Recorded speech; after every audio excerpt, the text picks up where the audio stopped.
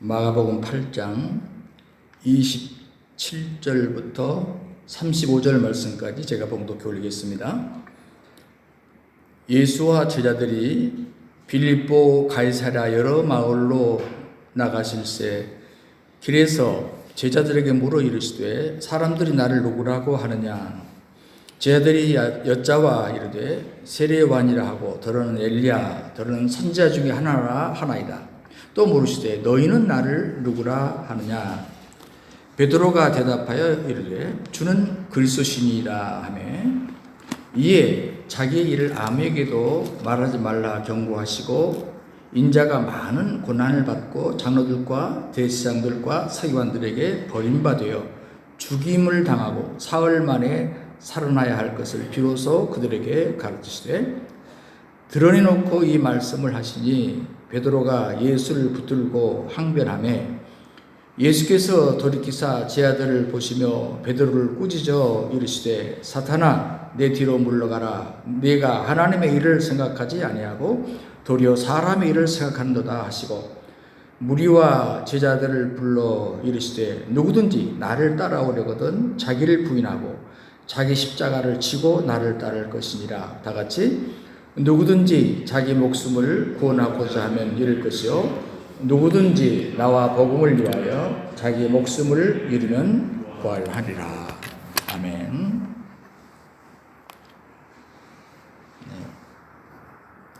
네. 결혼 생활을 40년을 다한 어떤 부인이 남편은 다투고서 하는 말이 40년을 같이 살았어도 남자가 무엇인지 모르겠다고 이렇게 푸념하는 것을 들어본 적이 있습니다. 결혼이 무엇인지 모르고 결혼을 했다. 직장이 뭔지 모르고 직장생활 하다가 직장을 자꾸 바꾸는 경우도 있고요.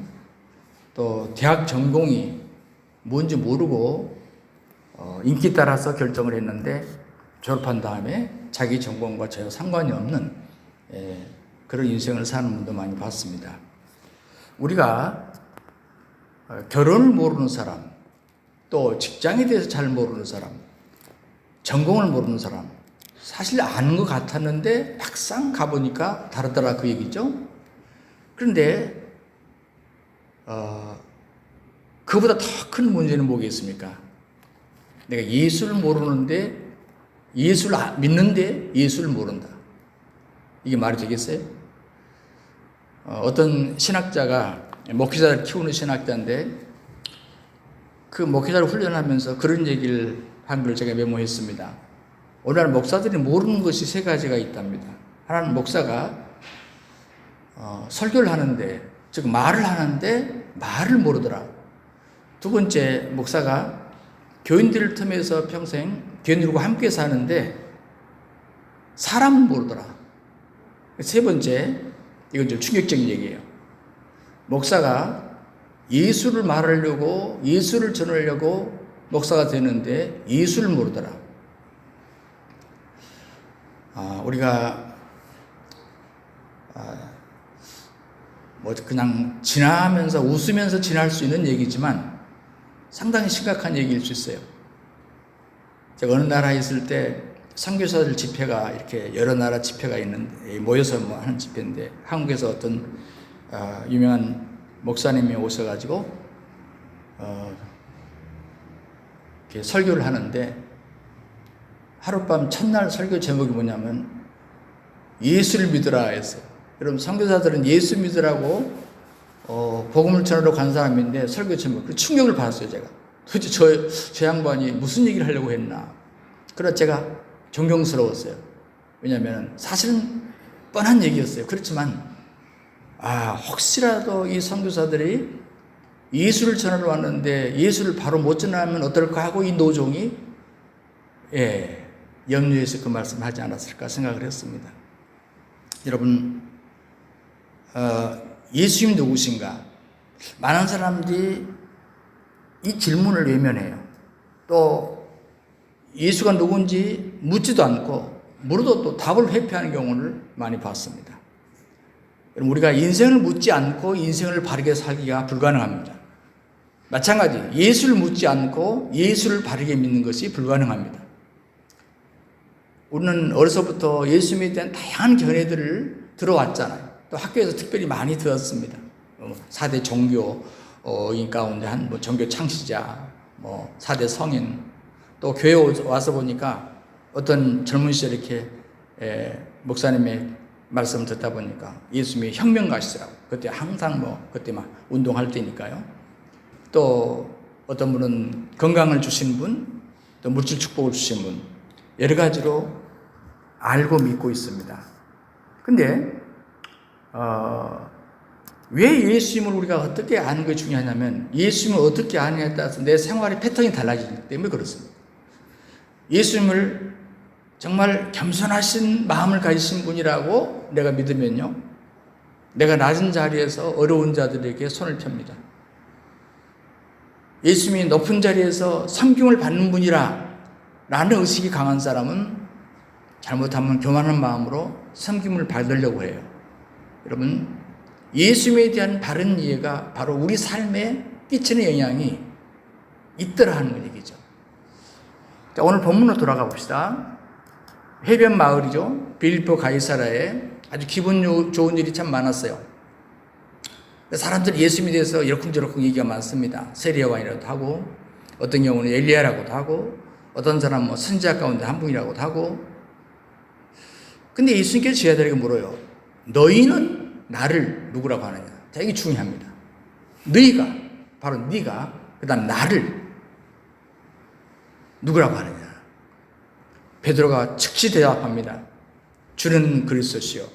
자, 병행구절이 마태복음 16장에도 나와요. 주는 그리스도시요 살아계신 하나님의 아들입니다. 주님을 시인하는 유명한 말이죠. 자, 얼마나 대견스러운 예수님 칭찬하시잖아요. 그런데 예수님이 바로 한 번도 언급하지 않았던 말을 이제 시작한 겁니다.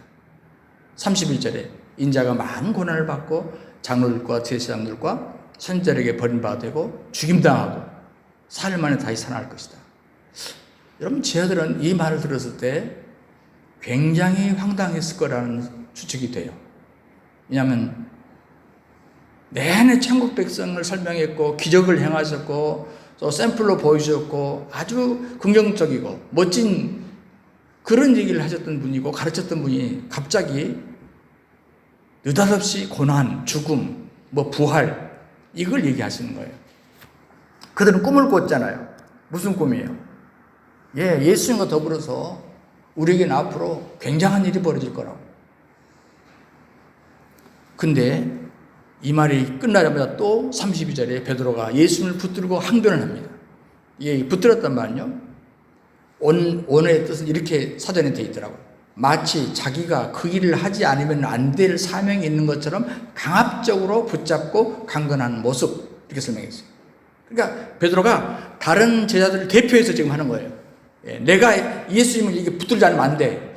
지금 예수님이 바른 말을 하지 않으면 안 돼. 라고 했대요. 그 다음에 항변하매라고 하면 항의하다, 힐책하다, 혹은 꾸짖다. 근데 여러분, 그 다음에 33절에 예수님께서 베드로를 또 꾸짖어요. 근데 거기에 이 꾸짖다는 말이요, 항변하다는 말이 같은 단어예요. 그러니까 영어 성경에 보면 이 똑같은 단어로 많이 번역을 하더라고요. rebuke. 힐책하는 겁니다. 공동 번역 성경에는 이 부분을 이렇게 번역했어요. 베드로는 예수님을 붙들고 그래서는 안 된다고 펄쩍 뛰었다. 아주 멋진 번역이에요. 그런데 예수님께서 즉각 또 베드로를 향해서 말씀하신 게 있어요. 사탄아, 내 뒤로 물러가라. 너는 나를 넘어지게 하는 자다. 네가 하나님의 일을 생각하지 않고 도리어 사람의 일을 생각한다. 왜 그랬을까요? 베드로가 입으로 분명히 주를 그리스도라고 고백했고 하나님의 아들이라고 고백했는데도 불구하고 그의 신앙 고백에도 불구하고 그가 추구하는 바가 달랐다는 얘기예요. 저는 이 말씀을 묵상하면서 많은 생각을 했어요. 내 입으로 신앙 고백을 한다는 얘기와 그리고 내가 어떤 신앙을 추구한다는 얘기는 다를 수 있구나. 제가 이 본문을 보면서 어린 시절부터 늘 좀 이상한 게 몇 가지 있었어요. 한 세 가지 요약할 수 있는데 아마 여러분도 비슷했을 거라고 생각하는데, 먼 훗날 사도행전에서도 베드로라는 사람이 대단히 학식이 있거나 유식한 사람이 아니라고 평가를 해요, 사람들이. 그런데 다시 말하면 별로 유식한 자가 아닌데도 불구하고 어떻게 예수님이 흡족할 만한 고백을 할 수 있었을까? 근데 사실은 마태복음 16장의 같은 병행 구절을 보면 이 답이 나와요. 그 뭐냐?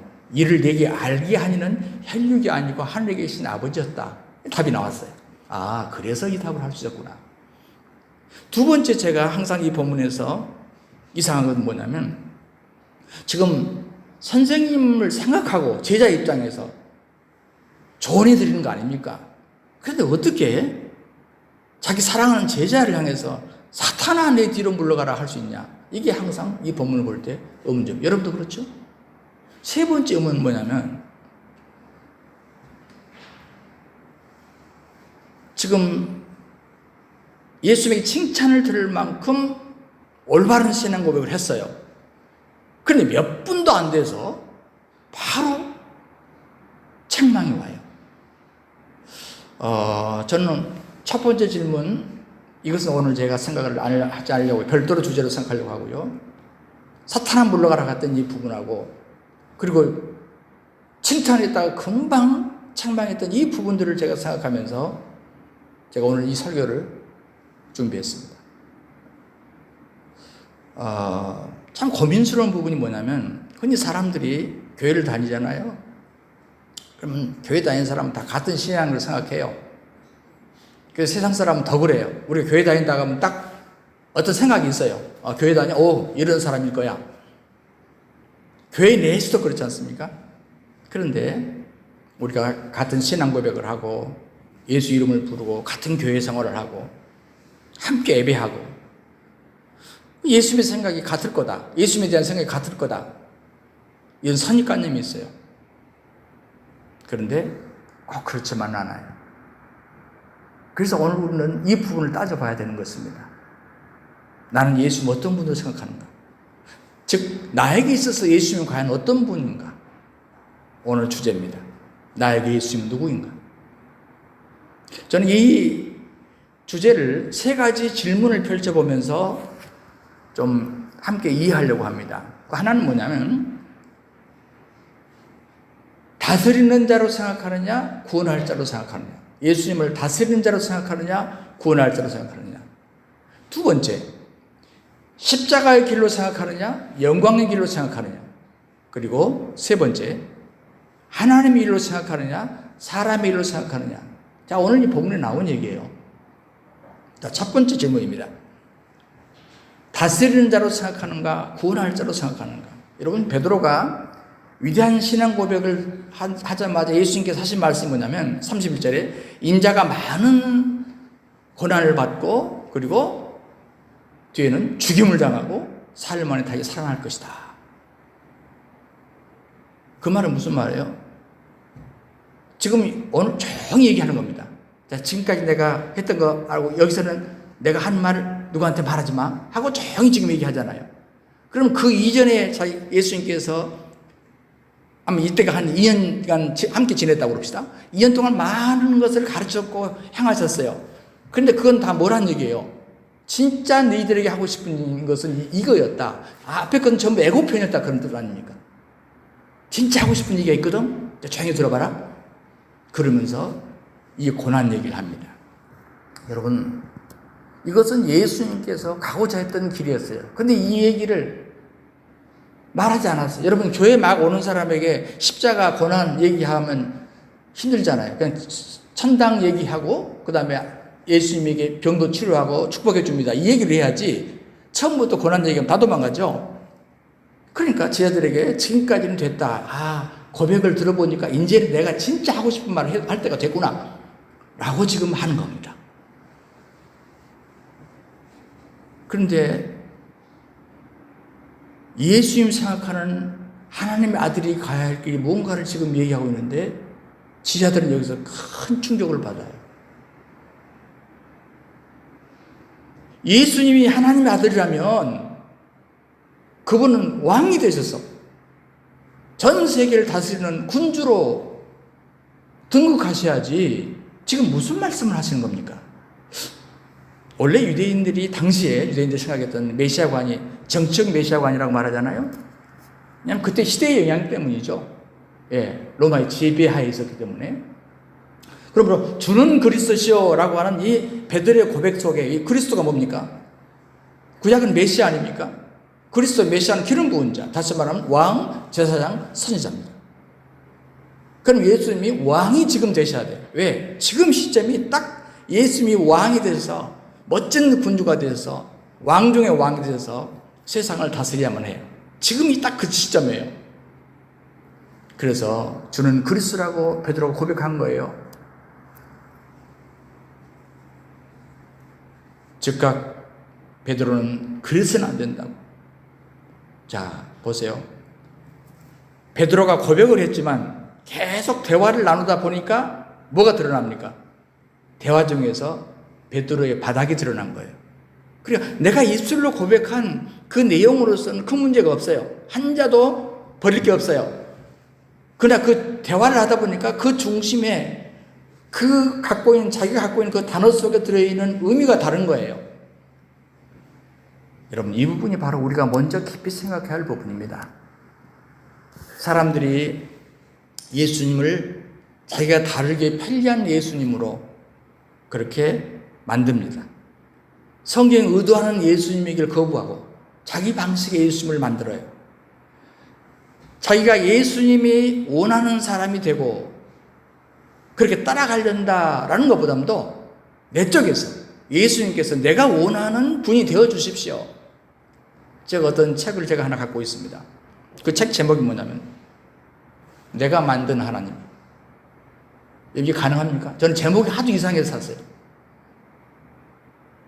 여러분, 예수님은 본래 우주를 지배하시는 왕 중의 왕이십니다. 통치자시죠. 창조주시죠. 근데 하늘에 어전회의가 열렸어요. 성부와 성자와 성령 하나님. 자, 저 불쌍한 인간들, 우리가 만든 인간인데 어떻게 다시 구원해야 되는데, 성자 예수님이 제가 내려가겠습니다. 성령님만 도와주십시오. 결정을 하고 세상에 내려가면 잠시 세상을 지배하는 그 지배권을 잠시 놓아야 되는데 그럼에도 불구하고 내려가겠습니다. 당시 베드로나 제자들이 생각하고 있는 것과는 너무 다릅니다.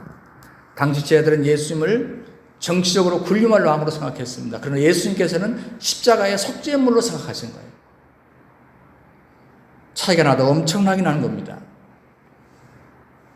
지금 우리에게 필요한 예수님, 여러분에게 필요한 예수님은 세상을 다스릴 왕입니까? 우선적으로 구세주입니까? 누구라고 생각합니까? 우리가 88 올림픽을 하고 크리스마스를 앞둔 12월 7일, 여러분 기억할지 몰라요. 88 올림픽이 워낙 중요했기 때문에 이건 잘 기억 안 하는 분들이 많아요. 구소련에 속했던 아르메니아에서 대지진이 일어났습니다. 우리 좀 이렇게 인터넷을 찾아보면 발생 지역의 이름을 따서 스파타크 지진이라고 표현한 데도 있고 아르메니아 대지진이라고 표현한 데도 있어요. 그때 무려 5만 5천 명이 죽었어요. 굉장한 참사였습니다. 근데 그때 9층짜리 아파트가 하나 무너졌는데 그 철근 콘크리트 사이에 한 모자가 끼어서 살아있다는 것을 감지한 한 사건이 있습니다. 우리가 산풍 사건을 경험했기 때문에 그게 무슨 의미인지 아시죠? 그때 일화가 하나 정해졌는데 시안나 페트로시안이라는 엄마하고 4살짜리 가얀이라는 딸이 9층짜리 무너진 아파트 밑에 끼어 있어요. 시간이 흘러갑니다. 하루, 이틀, 사흘 시간이 흘러갑니다. 이 모녀를 기다리는 것은 오직 죽음의 공포, 갈증, 굶주림. 4살을 먹은 딸 가얀이가 엄마 옆에서 비명을 지르면서 뭔가를 토해놓습니다. 엄마 목말라, 엄마 목말라. 어머니는 도와줄 길이 없습니다. 그때 갑자기 이 엄마 시안나의 머릿속에 옛날에 TV에서 봤던 풍경이 갑자기 떠올랐습니다. 그것은 조난당한 사람들이 먹을 것이 없고 마실 것이 없었을 때 피를 서로 나눠서 연명하더란 하는 그 자기 화면이 기억나는 거예요. 깜깜한 속에서 손을 더듬었더니 유리조각이 잡혔습니다. 지체 없이 엄마는 유리조각을 들어서 팔뚝을 긋습니다.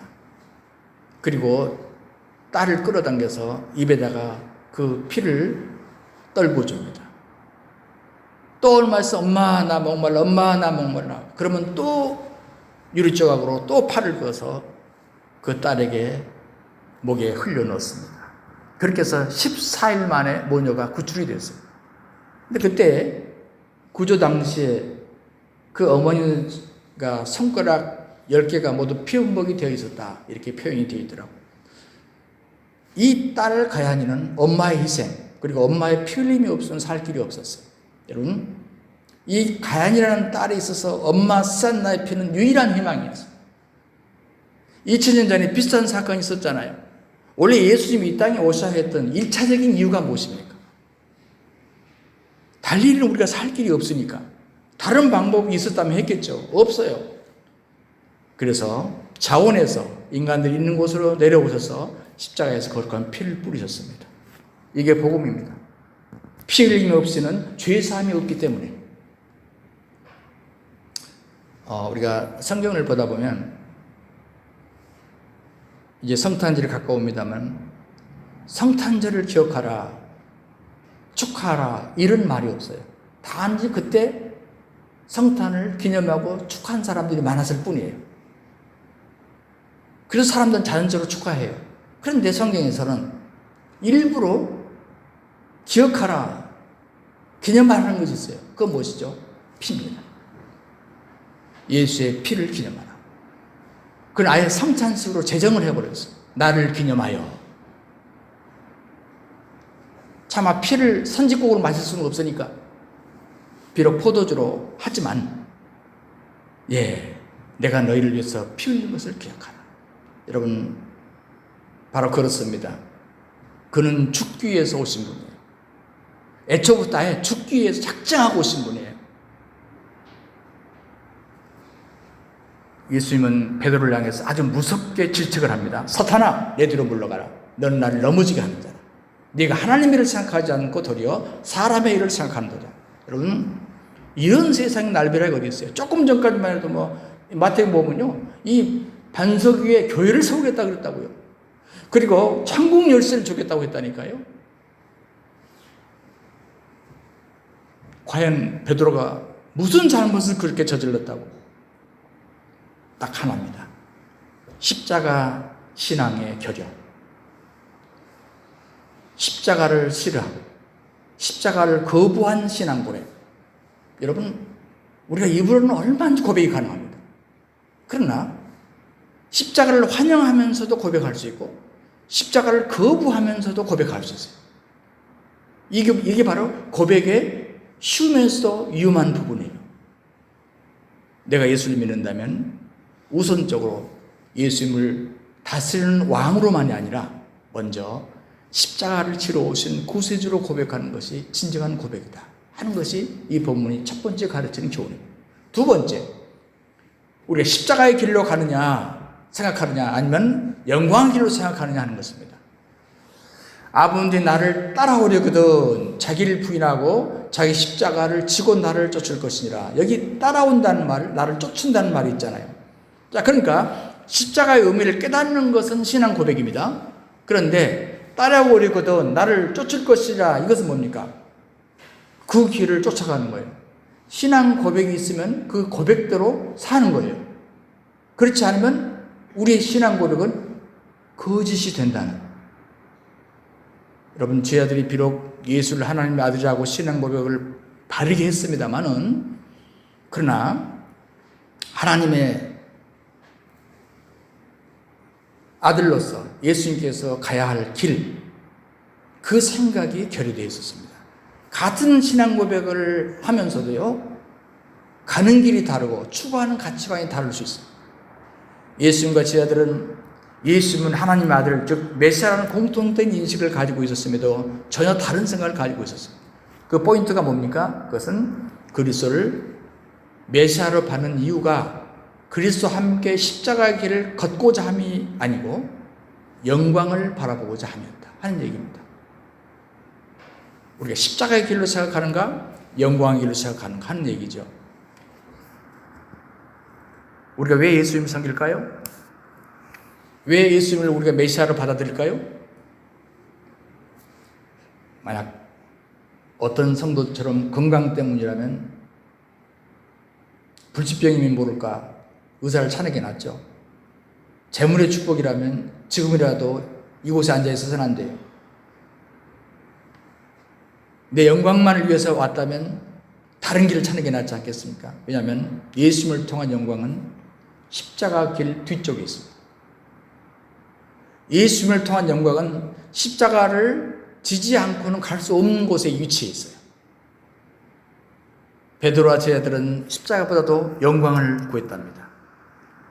저 코르시카 섬나라의 사틴이라는 마을에 해마다 고난절, 순환절이 되면 예수님의 고난받는 절기가 있는데요. 물론 캐톨릭 분위기입니다만 십자가 행렬이라는 게 있어요. 저는 화면으로 필리핀 캐톨릭 교인들이 그 고난 주간에 행진하는 것을 제가 본 적이 있습니다.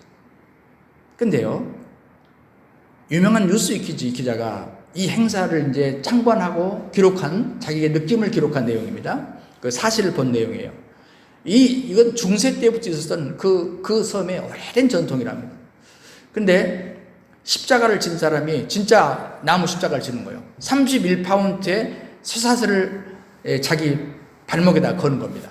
그리고 1마일 반을 맨발로 걸어가는 거예요. 얼굴을 잘 식별하지 못하도록 빨간 마스크를 쓰고 걸어가는 겁니다. 이 기자가 보니까 그 행진 그 절반도 못 가서 발에서 피가 나더랍니다.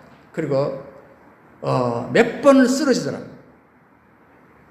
그런데 인터뷰를 해보니까 이 코르시카 십자가 행렬을 위해서 자진해서 십자가를 지겠다는 애약자가 앞으로 40년 동안 차 있대요. 왜냐하면 이 예수님이 십자가를 지고 피를 흘리고 걸어가다 보면 진짜 참여가 돼서 죄를 그만큼 용서받는다, 이런 생각을 갖고 있었기 때문입니다. 여러분, 한국에서 서로 이렇게 십자가 행진이라는 걸 해요. 어떤 행사할 때, 기독교 행사할 때 보면은 진짜 나무를 메고 막 한 분이 가요. 그리고 사람들 따라가고. 더 재밌는 것은 그 십자가 너무 무겁고 힘드니까 어떤 행사를 보니까 뒤에다가 바퀴를 달았더라고. 그래서 끌고 가는 거예요. 여러분, 얼마나 바보 같은 행동입니까? 성경이 그 십자가를 말한 것일까요? 여러분, 나무 십자가를 지는 것은 예수님 한 분으로 속합니다. 주님이 우리에게 지라고 하는 십자가는 그런 십자가가 아니에요. 나는 이거를 십자가를 우롱하는 것이라고 생각해요. 절대 바른 신앙을 가진 사람은 이런 데 동참하지 마십시오. 우리가 예수를 믿음으로 받게 되는 고난을 감수하는 뜻이겠죠. 여러분, 예수를 믿기 때문에 사랑할 수 없는 사람을 사랑하는 것이 십자가고요. 참을 수 없는 것을 참아내는 것이 무거운 십자가를 지는 거예요. 남편이 어떤 분은 십자가예요.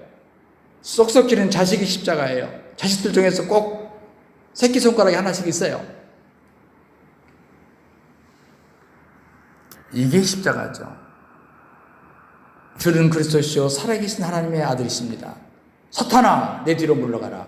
너는 나를 넘어지게 하는 자로다. 여러분 보십시오. 얼마나 대조됩니까? 이 두 구절이. 근데 지금 한 본문 속에 들어있어요. 저는 이걸 보면서 인간의 무한한 가능성이 있다는 걸 생각해요. 무슨 가능성입니까? 순간 성자도 될 수 있고 사탄도 될 수 있다는 것이죠. 여러분, 베드로가 한순간 성자가 됐는데 한순간 사탄도 되었다. 이 가능성, 무서운 생각이죠. 여러분, 저는 사람들이 종종 무서운 착각에 빠진다고 생각해요. 자기 신앙이 타락하지 않을 것이다. 내 신앙이 몇 대째인데, 내가 믿음 생활 한 지가 얼만데, 내 교회 직분이 얼만데, 여러분, 변화무쌍한 게 세상에 풍조하지만 우리 신앙도 그럴 수 있어요. 방심하면 안 됩니다. 순간입니다. 저는 가룟 유다를 생각해 봤습니다. 가룟 유다가 얼마나 지식도 있고 다른 제자에 비해서 지혜도 있고 신뢰성도 있었기 때문에 회개를 맡았을 거 아닙니까? 동계를 맡았어요. 회개 업무죠. 그런데 예수님이 어느 날, 바로 오늘 이 얘기를 하시는 거예요. 야, 내가 예수님의 제자되기로 결심하고 따랐을 때 그 기대가 뭐였는데 지금 예수님이 무슨 말씀하시는 거야? 소망이 산산이 부서졌습니다. 그리고 분노합니다. 이제껏 내가 예수를 따른 결과가 고작 이것이란 말이냐? 이것을 위해서 내가 따랐단 말이냐? 그렇다면 예수님의 십자가를 죽게 된다면 제자인 나도 화를 면치 못할 건데 선수치자. 여러분, 은 30에 선생을 팔았다고 말하는데 은 30은 당시에 노예 한 사람의 몸값입니다. 어찌 보면 가룟 유다가 베드로보다 훨씬 더 훌륭한 사람이 될 수 있어요. 그러나 십자가 가인이 잘못됐기 때문에 일이 되는 거예요. 성경을 보고 교회사를 보면은 모든 믿음의 사람들이 한결같이 십자가의 길을 걸었던 사람들. 오늘 모세를 구약시대 사람이라고 말합니다만 신약인 히브리서에 와서는 그걸 어떻게 해석합니까? 믿음으로 모세는 바로의 공주아들의 칭함을 거절하고 하나님의 백성들과 함께 고난받기를 고난받았다. 믿음으로 고난받았다. 모세를 신약에 와서 십자가의 사람으로 바꾼 거예요. 사도 바울, 우리가 아는 대로 세상 모든 조건을 구비했고 부귀영화 권세 공명이 줄을 이어서 그를 따를 터인데 그러나 그는 그리스도의 복음을 위해서 이 모든 것을 배설물로 여기고 이 십자가를 선택했다고 고백하고 있습니다. 샌프란시스, 다미엔, 슈바이처, 리빙스턴. 그래서 서양 속담에 No cross, no crown. 십자가 없는 곳에는 영광이 없다. 루마니아가 한때 공산치하였을 때 반평생 감옥에 살았던 한 목사님이 이런 말을 했어요. 그리스도인의 순교는 두 가지가 있는데 하나는 주님을 위해서 목숨을 바치는 순교고 또 하나는 삶을 바치는 순교다. 이분은 반평생 예수 때문에 교회 때문에 감옥살이를 했던 그리고 죽어 나올 거라고 생각했던 이분이 나와서 한 말이에요. 그러면서 진짜 순교는 목숨을 바치는 순교보다 삶을 바치는 순교가 더 중요하다 이런 표현을 했다. 여러분, 살아있는 순교가 뭘까요? 한마디로 말하면 자기를 부인하고 자기 십자가를 지는 것입니다. 우리나라에 모두가 존경하는 훌륭한 지도자였던 고당 조만식 선생님이 계십니다. 그 장로님에게 배울 것이 무엇입니까? 그토록 명성 있는 민족의 지도자였지만 한없이 온유하고 겸손하신 분. 나는 이분의 글을 읽을 때마다 머리가 숙여져요. 어린아이 앞에서도 허리를 굽혀 절했답니다. 자기 제자를 자기 교회의 담임 목사로 모셔다가 섬겼습니다. 주기철 목사님 아닙니까? 교회에서 언제나 화장실 청소, 신발장 정리 당번을 도맡아서 했습니다. 그러게 당시에 평양 시민들이 이분을 보기 위해서 교회로 몰려들었다는 거 아닙니까? 그분의 겸손에 감동돼서 예수를 믿었다는 거 아닙니까? 그리고 백성들이 그분을 추대해서 민족의 지도자로 모셨다는 거 아닙니까? 오늘 우리의 사회에 이런 지도자, 우리 교계에 이런 인물들이 필요합니다. 바로 십자가의 길을 갔던 사람들. 그리고 예수 믿는다는 것은 뭐냐? 그걸 분명히 알았던 사람들. 예수 믿는다는 뭐냐? 그리고 내가 고백한 그 고백은 어떤 의미를 갖고 있느냐? 우리가 다른 사람들이 지고 가는 십자가는 참 편하게 보여요. 쉽게 느껴져요. 그러나 여러분, 실제는 그렇지 않습니다. 기독교의 멋은 어디에 있을까요? 십자가에 있습니다. 십자가를 거부하는 신앙은 무엇일까요? 미신입니다. 기독교는 예수 그리스도의 십자가를 통해서 인류의 구원이 완성되었기 때문에 그를 믿는 모든 자들이 그리스도의 제자가 되어서 계속 십자가를 짐으로 주님께서 이루신 생명의 역사를 계속 이어나가야 되는 것입니다. 세 번째, 하나님의 일로 생각하느냐 사람의 일로 생각하느냐입니다. 33절에 그렇게 말하죠. 예수님이 돌이켜서 말합니다. 베드로를 꾸짖으면서 하는 말씀이죠. 네가 하나님의 일을 생각하지 아니하고 도리어 사람의 일을 생각하는도다. 저는 이 말이 참 어려웠어요.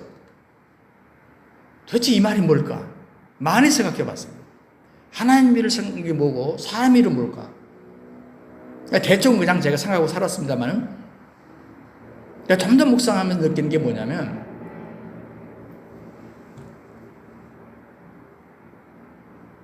지금 제자들이 베드로를 비롯한 제자들이 하나님의 일을 아닌 사람의 일을 생각하고 살았다는 얘기 아닙니까? 그것은 하나님의 일은 고난과 죽음을 통해서 부활의 영광을 얻는 겁니다. 예수님 지금 십자가와 다시 산 얘기를 이미 제자들에게 앞에 하셨어요. 그러니까 영광시켜 본다면 사람 일은 뭐냐? 고난과 죽음을 통하지 않고 영광을 바로 누리려고 하는 것입니다. 여러분, 우리 그리스도인들이 영광을 누리는 것이 잘못이라는 얘기 아니에요. 그러니까 궁극적으로 영광을 누리지 못하는 그리스도인이라면 왜 살아야 됩니까? 그러나 우리 그리스도인의 영광은 최후의 영광입니다. 이것이 우리의 목표여야 됩니다. 그렇지 않으면 우리가 거기서 속는 것입니다. 사람들은 자기가 좋아하는 것만 듣는답니다. 그래서 어떤 사람은 처음부터 예수를 믿는 목적이 부유해지고 영광 얻고 축복받고 형통하는 것, 이런 것들이죠. 그래서 사람들이 고난에 대해서 말하거나 십자가에 대해서 말하면 옛날에만 도망간 게 아니에요. 지금도 부정적인 반응, 민감한 반응을 보입니다. 물론 여러분, 아까 초기에 말했듯이 처음부터 그럴 수는 없죠. 누가 알고 교회 옵니까? 알고 예수 믿습니까? 아무것도 모를 때는 그렇게 생각을 해요. 그러나 이제 예수를 알고 보니까 점점 믿음이 깊어지다 보니까 예수님에 대해서 더 많은 걸 배우다 보니까 신앙의 경력이 늘어나다 보니까 이제는 이 말씀을 깨닫고 믿음이 점점점 자라서 변화되어서 과거에는 사람의 일쪽으로 치우쳤다가 서서히 하나님의 일쪽으로 방향이 전환되는 것이 바람직할 줄로 믿습니다. 그런데도요, 믿음 생활을 그렇게 오래 해도 점점점 사람의 일로 굳혀지고 하나님의 일적으로는 변화가 안 되는 사람이 있어요. 정말 힘듭니다. 답답하고. 그러나 사실 여러분, 우리가 남을 탓하지 마시고 우리 자신을 바라볼 때 주님께서 얼마나 답답하실까를 한번 생각해 봅시다. 도대체 아직까지 언제까지 사람의 일을 생각할 거야?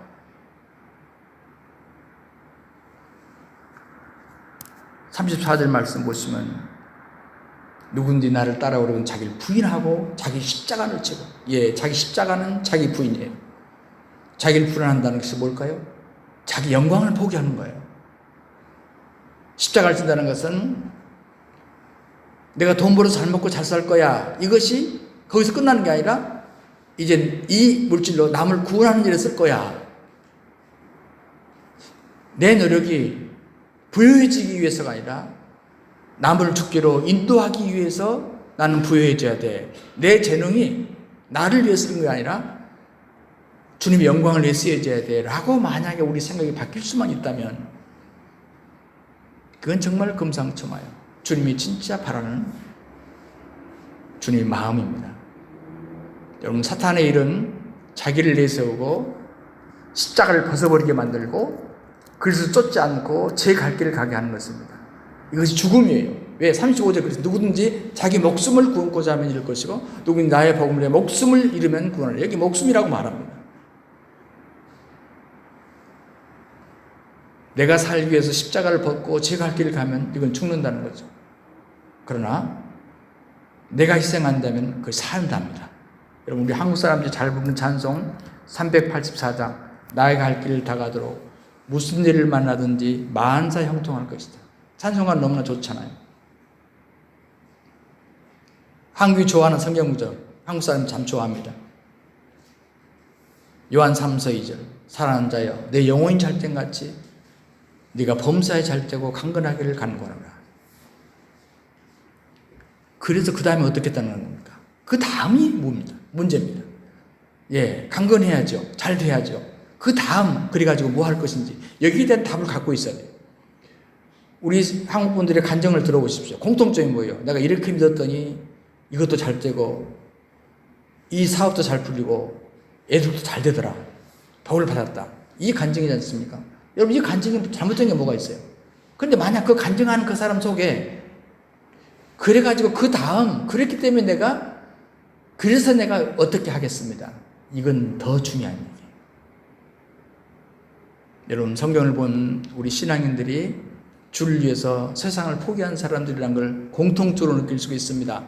벳박의 마을에 나귀 주인한테 가서 주님이 쓰시겠다 하라. 그러니까 아낌없이 내놓습니다. 베드로는 그무가 배를 포기합니다. 마태는 세리의직을 포기해요. 바울은 세상적인 온갖 좋은 걸 다 분토처럼 버렸습니다. 삭개오는 세리장의 직업과 재산을 포기합니다. 마리아는 귀한 옥합의 향유를 다 포기합니다. 이제 말씀을 맺겠습니다. 제가 더러 제 후배들이나 또 생각하는 제자들에게 개인적으로 만났을 때 제가 자꾸 하는 얘기가 있거든요. 우리가 옛날에 목사가 아닌 때는 몰라도 목사가 되면 달라야 되는 게 있어. 그게 뭡니까? 목사는 하고 싶은 일을 안 하는 종류가 참 많은 사람이어야 돼. 전에는 많이 하고 싶었고 했어. 근데 목사가 되면서 그 죄라는 게 아니에요. 그러나 하고 싶은 일을 안 하는 종류가 더 점점점 많아야 돼. 목사는 목사이기 때문에 포기해야 될 것이 너무나 많아야 돼.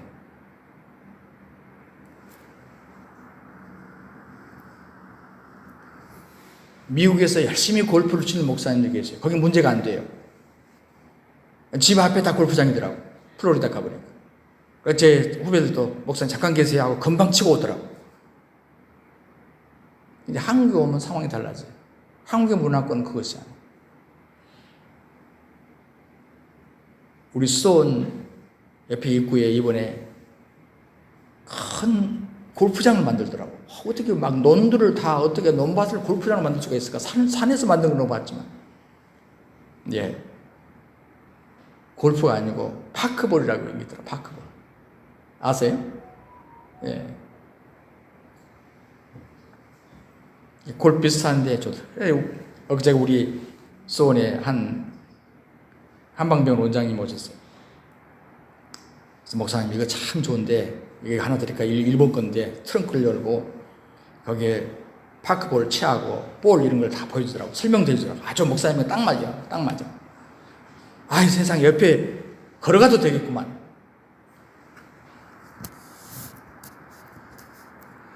고민이 됐습니다.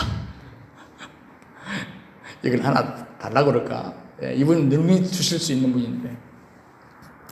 그래서 원장님, 그건 내 나중에 주시고, 한약 찌꺼기 있으면 주십시오. 그래서 제가 한약 찌꺼기를, TV를 만들기 위해서 2차를 이번 주에 내려가서 열심히 제 아내하고 실어다 놨습니다. 여러분, 우리가 생각하는 예수님이 무엇이고, 우리가 생각하는 예수를 믿는 것이 무엇인가? 이런 초호적인 질문이 어디 있습니까? 그러나 눈을 감을 때까지 우리가 물어봐야 되고 점검해야 될 부분입니다. 오늘 3가지 질문을 펼치면서 이 주제를 이해하려고 제가 노력했습니다. 그 예수님을 다스리는 자로 생각하느냐 아니면 구원할 자로 생각하느냐. 2번째, 내가 십자가의 길로 생각하느냐 영광의 길로 생각하느냐. 3번째, 내가 하나님의 일로 생각하느냐 사람의 일로 생각하느냐. 십자가를 거치지 않는 것은 사람의 일이요, 십자가를 거친 영광은 괜찮아요. 그건 하나님의 일이기 때문에. 기도하겠습니다. 주 하나님, 우리 아버지, 주님은 참으로 복되신 분이십니다. 여전히 우리를 사랑하셔서 끊임없이 우리에게 은혜를 공급하고 계십니다. 이 믿음을 버리지 않도록 지켜주신 걸 감사.